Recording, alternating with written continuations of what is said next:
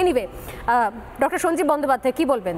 দেখুন, প্রথমেই বলি যে মানে আপনারা কিন্তু এই মুহূর্তে স্ক্যানারে, মানে এই যে প্রতিবাদ করছেন, আন্দোলন করছেন, এগুলো কিন্তু হ্যাঁ, কিন্তু আমি প্রথমেই বলি যে কাঞ্চনবাবু যে রাজনৈতিক দলের সদস্য, সেই রাজনৈতিক দলই ওনাকে খুব সিরিয়াসলি নেন বলে আমার মনে হয় না। সেটা আপনারা লাস্ট লোকসভা ইলেকশনে ওনার সঙ্গে ওনার সাংসদের চর্চা বা কথোপকথন ওনাকে নিয়ে পৌঁছাতে, সেগুলো কিন্তু এই আবার যারা সেগুলো ওনার ব্যক্তিগত ব্যাপার, তাদের মধ্যে অনেকেও তার সাপোর্টে দাঁড়িয়েছিলেন, সেটা অন্য বিষয় হচ্ছে না। বিষয়টা একেবারেই অন্য নয়। মুশকিলটা হচ্ছে এই রকম যদি অযাচক হয়ে কোনো কথা বলেন। আমি প্রথম বলি, আমি একজন সরকারি কর্মচারী, সরকারি চিকিৎসক, বর্ধমান মেডিকেল কলেজে অ্যাসোসিয়েট প্রফেসর হিসেবে পোস্টেড। আগামীকাল সকালবেলা আমার আউটডোরের ডিউটি আছে এবং সেই ডিউটিটি আমি অত্যন্ত নিষ্ঠার সাথে করি। কেন করি? যাতে আমার জুনিয়র ভাইগুলো যারা প্রতিবাদ করছে তারা বসে প্রতিবাদটা করতে পারে। কিন্তু তাই বলে আমি গতকাল সিজিও কমপ্লেক্স পর্যন্ত ডাক্তারদের যে মিছিল গেছে তাতে ঘেঁটেছি। আজকে মেডিকেল কলেজে আমাদের একটা নিজস্ব স্টুডেন্টসের মিটিং ছিল, সেখানে আমি পার্টিসিপেট করেছি এবং সেই কারণেই আমার আসতে এখানে 2-3 মিনিট দেরি হয়েছে। এবং আপনাদের বলে রাখি, এই যে একটা থ্রেড সিন্ডিকেট চলছে, এটা আপনাদের জানিয়ে রাখা দরকার যে আমরা মেডিকেল কলেজ স্টুডেন্টসের পক্ষ থেকে থ্রেড সিন্ডিকেট মেডিকেল কলেজ, মানে কলকাতা মেডিকেল কলেজে যারা চালাতো, আজকে স্টুডেন্টসের পক্ষ থেকে তাদেরকে আমরা বহিষ্কার করেছি। কারণ এই লজ্জা আমরা নিতে পারছি না। কাঞ্চনবাবু উনি তৃণমূলটাই কবে ভালো করে করলেন? আরে একটু পড়াশোনা করে কথা বলুন। আপনি কাদের সম্পর্কে কথা বলছেন এটা তো বুঝতে হবে। আপনি ডাক্তারদের নিয়ে বলছেন, আপনার কিসের যোগ্যতা আছে কথা বলার? সরকার ডাক্তারদের যে মাইনে দেয়, যারা সরকারি চাকরি করে তারা তাদের যোগ্যতায় মাইনে পায়। আমি আমার যোগ্যতায় এমবিবিএস পাস করেছি, আমাকে চ্যাট জিপিটি নিয়ে বসে পরীক্ষা দিতে হয়নি। আমি আমার যোগ্যতায় এমডি পাস করেছি, আমাকে কোনো দাদা ধরে পরীক্ষায় পাস করতে হয় না, আমাকে কোনো কারচুপি করে এমডিতে চান্স পেতে হয়নি। নিজের যোগ্যতায় পাস করেছি। এবং আপনাদের জ্ঞাতার্থে জানিয়ে রাখি, আমি যে সময় পাস করেছি, আমি যে রাজনৈতিক মতাদর্শে ব্যক্তিগতভাবে বিশ্বাস করি এবং তখন যে রাজনৈতিক দল ক্ষমতায় ছিল, সে দুটো সম্পূর্ণ আলাদা। তারপরেও বলছি, আমাকে পাস করতে টাকা দিতে হয়নি, আমাকে পাস করার জন্য কোনো অনৈতিক প্রশ্রয় নিতে হয়নি। না, শুধুমাত্র আপনি বলছেন কাঞ্চন মল্লিককে কেউ সিরিয়াসলি নেয় না, মমতা বন্দ্যোপাধ্যায়কে তো সিরিয়াসলি নেন আপনারা। উনি নিজে ছাত্র পরিষদে, তৃণমূল ছাত্র পরিষদের জন্মদিন উপলক্ষে মঞ্চ থেকে দাঁড়িয়ে বলেছেন যে আমিও চাইলে অনেক কিছু করতে পারি, অনেক আদালতের নিয়ম নির্দেশ রয়েছে, কিন্তু আমি কোনো স্টেপ নিই না, নিলে ক্যারিয়ারটা ধ্বংস হয়ে যাবে, বাইরে যেতে পারবে না, আরও অনেক কিছু লম্বা আমি সেটা রিপিট করতে চাই না। চাইলে আমি মানুষজন আমি আরেকবার শোনাতে পারি, কিন্তু ঘটনা হচ্ছে আপনি নিজেও শুনেছেন। তাহলে কাঞ্চন মল্লিকদের দোষ কোথায়? খোদ মমতা বন্দ্যোপাধ্যায় তো থ্রেট করছেন। কাঞ্চন মল্লিকদের দোষ এই কারণেই আমি বলছি যে যিনি মাননীয় মুখ্যমন্ত্রী, কারণ আমি তো সরকারি চাকরি করি, তিনি আমারও স্বাস্থ্যমন্ত্রী, মুখ্যমন্ত্রী। আমি শুধু এইটুকুই বলবো যে তিনি পরের দিন এর ব্যাখ্যা দিয়েছেন। তবু আমি শেষ পর্যন্ত আমি যেটা বলি যে কবিগুরু রবীন্দ্রনাথকে স্মরণ করে বলি, শাসনে যতই ঘেরো আছে বল দুর্বলেরও, হও না যতই বড় আছেন ভগবান, আমাদের শক্তি মেরে তোরাও বাঁচবি নেরে, বোঝা তোর ভারী হলে। এক্ষেত্রে পাপের বোঝা বুঝতেই পারছেন, একদম ডুববে তরি খান। সুতরাং বিধির বাঁধন ভাঙবে এত শক্তিমান আজ পর্যন্ত কেউ হয়নি, কেউ না।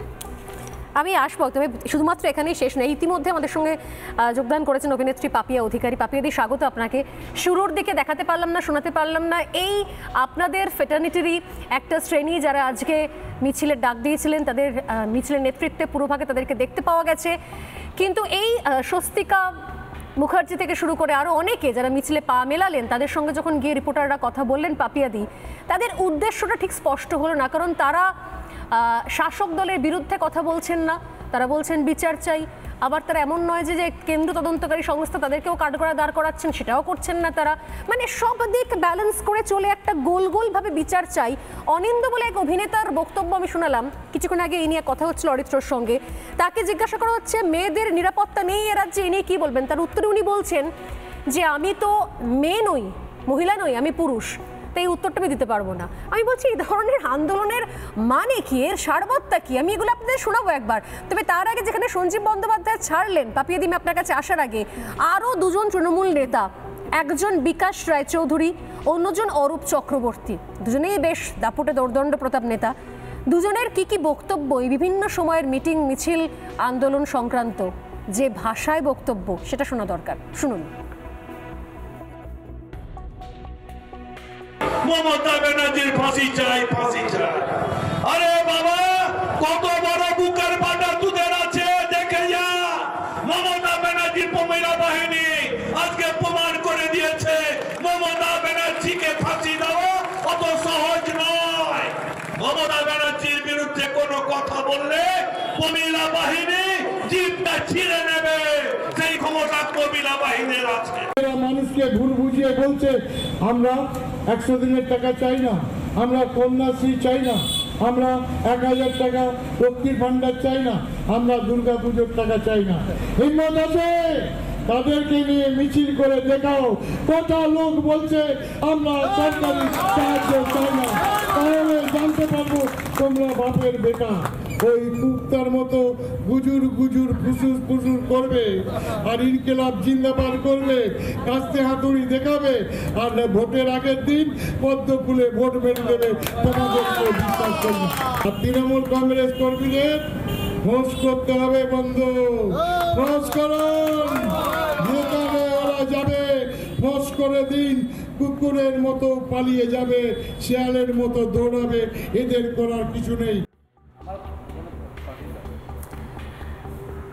বিকাশ রায়চৌধুরী, অন্যদিকে অরূপ চক্রবর্তী। একজন বলছেন, একজন বিকাশ রায়চৌধুরী সিউড়ির তৃণমূল কংগ্রেস বিধায়ক, তিনি বলছেন যারা বলছে মমতার ফাঁসি চাই, মমতার সাজা চাই, কত বড় বুকের পাটা, মমতার বিরুদ্ধে কথা বললে প্রমিলা বাহিনী জিপ টেনে ছিঁড়ে নেবে। আর দ্বিতীয়ত হচ্ছে অরূপ চক্রবর্তী, তৃণমূল কংগ্রেসের সাংসদ, বাঁকুড়া থেকে সদ্য নির্বাচিত। তিনি বলছেন যে বলা হচ্ছে অনেকে এই নেব না, ওই নেব না, সাথী নেব না, কন্যাশ্রী নেব না, হিম্মত থাকলে মিছিল করে দেখাও। কতজন বলছে টাকা নেব না। সরি ফর মাই ল্যাঙ্গুয়েজ, কিন্তু এটা আমাদের মাননীয় সাংসদ বলেছেন, তাই আমাকে বলতে বাধ্য হচ্ছে। যেটা কিছুক্ষণ আগে শুনলাম, উনি বলছেন যে কুত্তার মতো কোটানকোট গুজুর গুজুর ফুসুর ফুসুর করছে, বড় বড় মিছিল, কাস্তে হাতুড়ি, মানে যে যে জায়গাগুলোতে বামপন্থী নেতারা মিছিল করছেন তাদেরকে এই ভাষায় মন্তব্য করা হচ্ছে। এগুলো কোন ধরনের ভাষা, কি ধরনের নেপথ্য উস্কানি থাকলে এই ধরনের কথাগুলো টানা লাগাতার বলতে পারে মানুষজন আমার জানা নেই। বোধহয় সেই ধরনের উস্কানি, যে ধরনের উস্কানি থেকে কুণাল ঘোষের মতো নেতারাও পর্যন্ত অরিজিৎ সিং কি গাইবেন, কেন গাইবেন তা নিয়ে মন্তব্য করতে পারেন, বোধহয় সেই জায়গা থেকে। কি বলবেন পাপিয়া?